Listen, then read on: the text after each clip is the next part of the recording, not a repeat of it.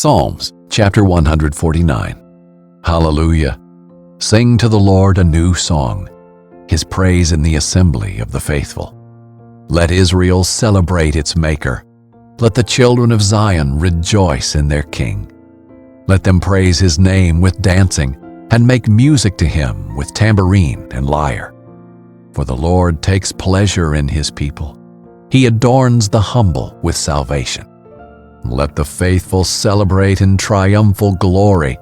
Let them shout for joy on their beds.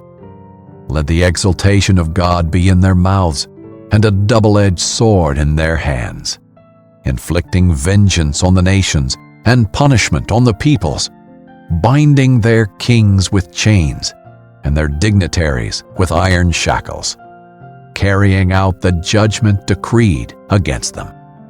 This honor is for all His faithful people. Hallelujah!